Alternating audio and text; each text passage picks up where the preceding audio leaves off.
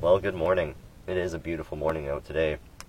I thought I would share my breakfast with you, doing something a little different today. For the most part, I've just been keeping it real simple out here. Either been frying up a few eggs, been having bannock with either honey, jam, or peanut butter. And then I had some tortilla wraps that I was loading up with peanut butter and jam and having those for a real quick breakfast. But today I've got something a little bit different. I'm going to be making some honey oat cake for breakfast along with some coffee. I tried to make this recipe once before on this channel during a spring camping trip, but I messed it up pretty good because I got my fire way too hot and ended up burning it. So I'm hoping today goes a little bit better. So I've got my dry mix here. I just pre-mix all the dry ingredients at home. That way I don't have to pack out a bunch of separate ingredients and mix them in camp. I do the same thing with my bannock mix or cornbread mix. I find this just to be a lot easier. So the first step is going to be to add about 2 tablespoons of butter. In this case I'm just using margarine because that's what I brought with me. I'm just going to stir this up until it becomes a dry, crumbly mix.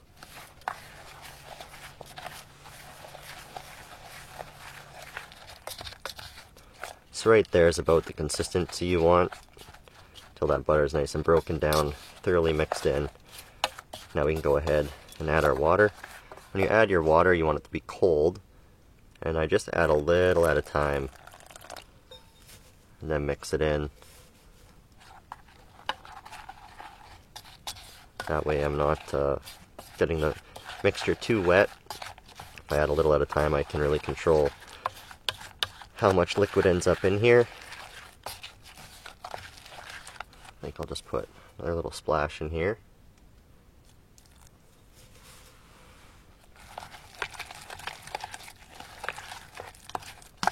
This is a recipe that I actually came up with myself just by mixing a variety of stuff together, going through some trial and error, and I ended up with a nice little recipe. I think it tastes pretty good and definitely fills you up.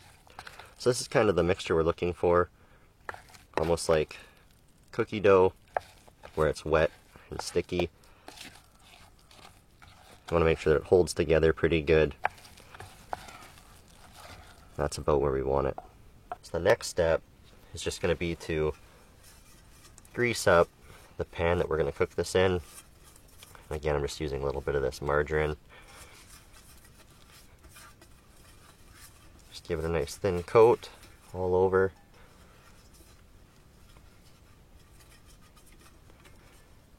That should do. Now we can go ahead and add our batter into the pan.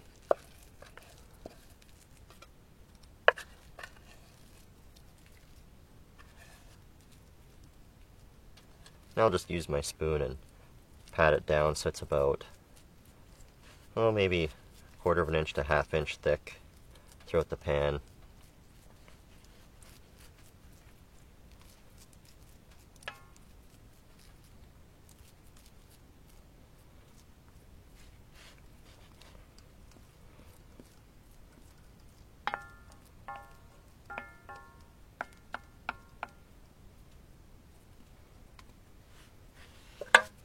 So I have my stove choked right down up at the front here. It's a nice low heat. That's what you want. You want a low heat to cook this on. There is a lot of sugar in here, and sugars will burn very easily, so we're going to let this just slow cook in the pan.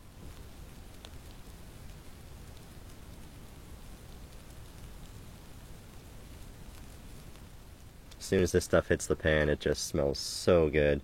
My whole tent smells like a bakery right now. I really thought that I'd be doing most of my cooking outside over the campfire, but having the stove has actually been really, really nice to use. Nice flat surface to work on. You have air control so you can really dictate the temperature. It's been quite a good experience out here actually. So once it starts to firm up on top is about your cue to flip it. You can see we got no sticking, which is really nice. Now I don't know how to go about flipping this, if I should just try a pan flip or if I should use my spatula. I don't really want it to fall apart on me, so I might try for a pan flip here. Whew.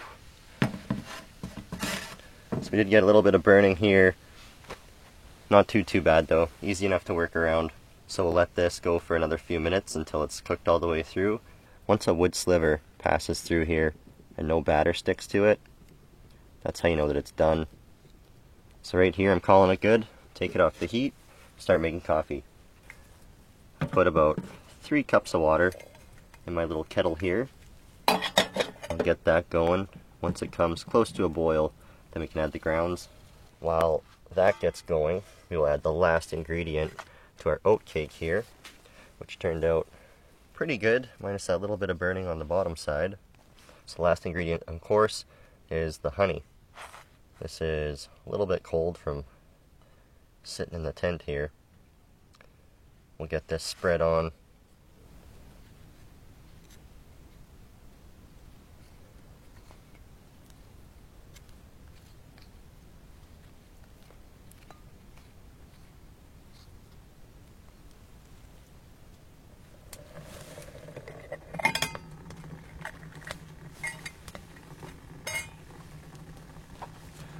My water is almost boiling, so I'm going to go ahead and add my grounds. Now I have 3 cups of water in here, and I do 1 tablespoon of grounds per cup of water. So I'll put in about 3 tablespoons of grounds. I might actually just go a little bit extra. Make my coffee strong, and let that boil. Now coffee's one of those things where everyone has their own way of doing it. I've heard claims that us Westerners boil our coffee too hot or brew it too hot and we burn it, but this is just the way I prefer to do it, especially when I'm out in the bush. Well, actually this is the way I make it at home too. I don't have a coffee maker or anything, I just have a pot that I put my water and grounds in and make my coffee like this. What I like to do is let it boil for about 3 or 4 minutes. A nice slow boil, not a rapid rolling boil, but a nice slow turning boil. And I've heard people say that you should, once the water boils, take it off the heat and then add your grounds, and then they'll settle down to the bottom of the pot. Some people say to boil it for only 1 minute exactly, some people say to boil it for 4 minutes. I think it's really just personal preference. This way, when I boil it for a little bit longer, 3 or 4 minutes, I find that the grounds settle to the bottom a lot better, and then I'm not getting a bunch of grounds in my cup. And I think that the coffee still tastes really good, so this is just my preferred method. If you end up boiling your coffee too rapidly, a lot of times it will bubble up, and you can get it overflowing, making a mess, so just keep an eye on it. I think we're going to do pretty good here. Once it starts to boil, those grounds get mixed into the water, they release their flavor, and then they settle to the bottom once we take the pot off the heat. So this is about where I like my coffee to brew, just a nice slow boil, rolling over in the pot, and I let it go for, about 3 or 4 minutes. When I do it this way, I find that those harsh bitter flavors that can sometimes upset your stomach, they completely disappear. If I boil it for a shorter amount of time, I find that the coffee is still really bitter, but if you boil it a little longer, the coffee is real smooth with no bitterness.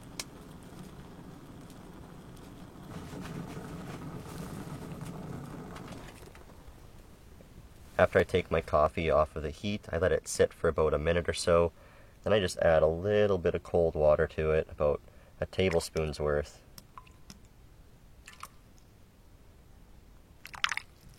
Which helps to settle all the grounds and the finer coffee grounds all the way to the bottom.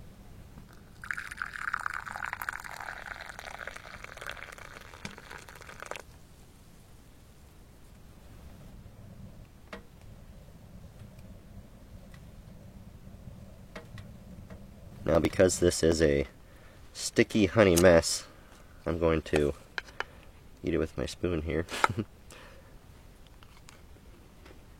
Oh man.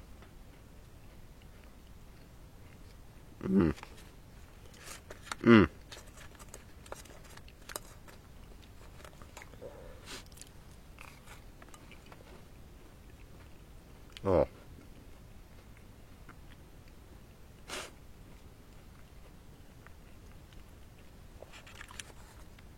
I always forget how good this is, and every time I make it, I'm just blown away by it. Oh man. If I have any advice for you today, it'd be to try this recipe because it is one for the books.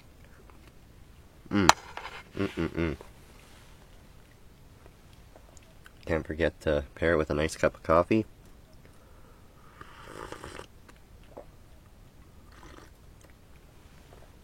Whew. That right there is a breakfast.